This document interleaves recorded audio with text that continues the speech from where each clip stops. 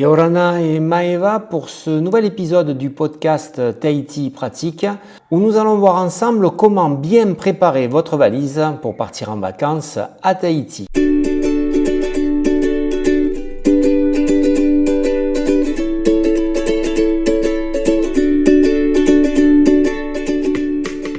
Et oui, partir en vacances à Tahiti, une île paradisiaque aux eaux cristallines, aux plages de sable fin et à la végétation luxuriante, nécessite une préparation minutieuse pour s'assurer de profiter pleinement de ce petit coin de paradis. Faire sa valise pour une telle destination peut sembler une tâche facile, mais il est important de ne rien oublier pour que le séjour soit des plus agréables. Voici donc un guide détaillé pour savoir quoi emporter pour des vacances réussies à Tahiti. Nous allons commencer par donner un petit coup d'œil aux vêtements essentiels. Tahiti bénéficie d'un climat tropical avec des températures généralement élevées tout au long de l'année.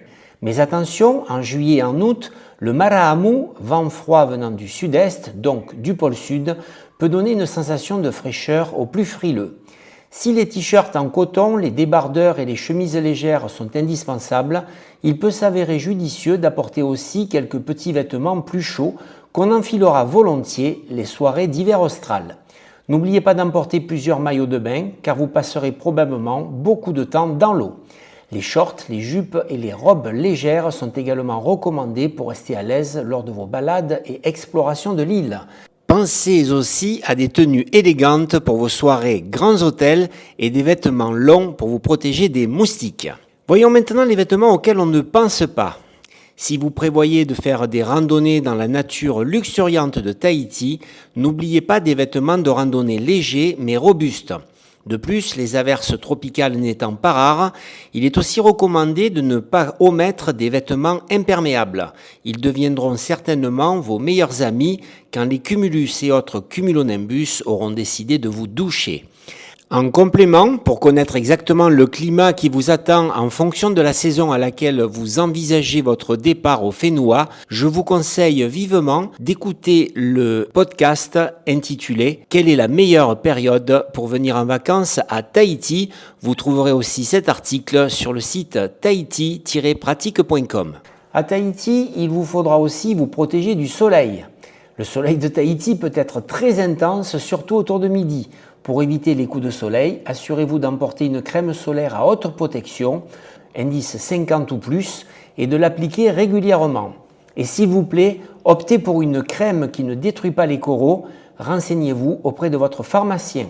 Le corail est suffisamment en danger à cause de l'augmentation de la température de l'eau, inutile de lui rajouter un stress supplémentaire.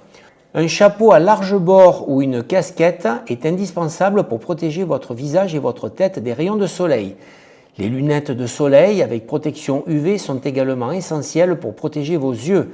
Enfin, emportez un baume à lèvres avec protection solaire pour éviter les lèvres gercées et brûlées par le soleil. Parlons maintenant des chaussures et accessoires. Pour profiter pleinement de votre séjour à Tahiti, choisissez les bonnes chaussures. Des tongs, qu'on appelle ici savates, ou des sandales confortables seront parfaites pour la plage et les balades en ville. Pour les excursions plus aventureuses, comme la randonnée dans les montagnes ou la découverte de cascades cachées, optez pour des chaussures de randonnée robustes et confortables. Mais de simples nouilles ou méduses, comme on dit ici, les ancestrales chaussures en plastique de votre enfance, peuvent s'avérer extrêmement pratiques pour marcher sur les chemins glissants ou sur les platiers. Un sac étanche est également recommandé pour protéger vos affaires pendant les activités nautiques. Passons maintenant en revue les équipements pour les activités. Tahiti offre une multitude d'activités nautiques et il est important d'être bien équipé pour en profiter. Un masque et un tuba sont indispensables pour explorer les récifs coralliens et admirer la faune sous-marine, mais veuillez noter que la plupart des pensions ou des hôtels offrent ou louent ces équipements. Se renseigner avant de partir sur leur disponibilité dans vos endroits de villégiature peut permettre de gagner de la place et du poids dans votre valise. Malheureusement, si on n'y prête pas attention, les 23 kg autorisés dans la soute de l'avion sont rapidement atteints, voire dépassés. Emportez également une serviette de plage légère et à séchage rapide pour vos journées au bord du lagon. Si vous aimez le stand-up paddle ou le kayak, Renseignez-vous sur la possibilité de louer ces équipements sur place, mais n'oubliez pas d'emporter des vêtements adaptés pour ces activités. De plus, les lagons et les tombants regorgeant de merveilles, votre GoPro ou un caisson étanche pour smartphone vous permettra de capturer des moments inoubliables, surtout entre juillet et novembre, la saison des baleines à bosse. Passons maintenant aux articles de toilette et soins personnels. Votre trousse de toilette doit contenir les essentiels habituels, brosse à dents, dentifrice, shampoing, savon, etc. Des contenants de moins de 100 ml vous permettront d'emporter mousse à raser, parfums et liquides divers dans votre bagage cabine. Cependant, il est également important d'emporter des produits spécifiques pour les tropiques. Un répulsif anti-moustique est indispensable car leur piqûre pourrait bien vous gâcher le séjour. Vous ferez peut-être aussi connaissance avec les nonos, moucherons à la piqûre redoutable. Et ces bestioles ont, ne me demandez pas pourquoi, une farouche préférence pour les peaux bien blanches des touristes. Mais sachez que vous trouverez sur place toute une gamme de produits naturels made in Fenua, monoï à la citronnelle, huile de tamanou, certainement mieux adaptés aux insectes locaux. Pensez également à emporter une trousse de premiers secours avec des médicaments de base comme des antidouleurs, des antiseptiques, des pansements et de la biafine si le soleil s'est occupé de vous muter en écrevisse. En ce qui concerne les objets divers, appareils photo et smartphones faisant aujourd'hui partie intégrante de nos vies, il me semble difficile de les oublier. Par contre, pensez bien à tous les chargeurs nécessaires et des adaptateurs de prise électrique, seulement bien sûr si vous faites un stop aux USA, car vous trouverez à Tahiti exactement les mêmes prises que vous utilisez en métropole. Si vous aimez lire, un bon livre ou un e-reader peut être une excellente compagnie pour les moments de détente sur la plage. Pour les amateurs de musique, les écouteurs et autres casques vous rendront certainement plus comestibles les 21 heures de voyage. Si vous avez l'intention de prendre le ferry pour rejoindre Moorea ou de goûter aux joies du bateau, des bracelets acupression peuvent aussi sauver la journée de ceux qui souffrent du mal de mer.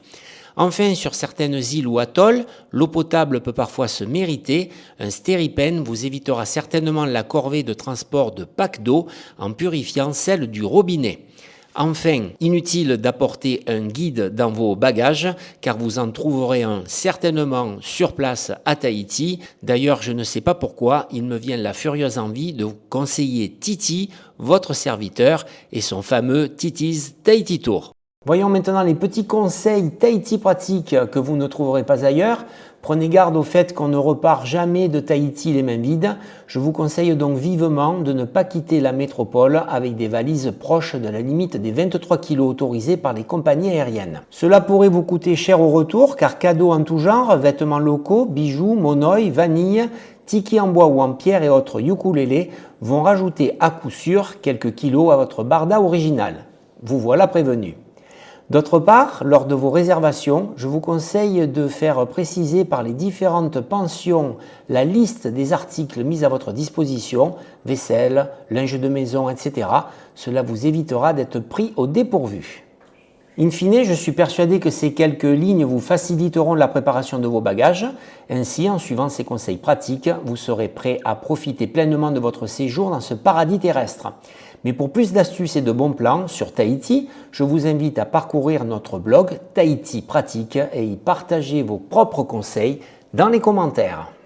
Voilà maintenant venu le moment de nous quitter. Je vous donne rendez-vous à très bientôt sur le podcast de Tahiti Pratique pour un nouvel épisode avec des nouvelles petites choses à savoir importantes pour passer de bons moments à Tahiti.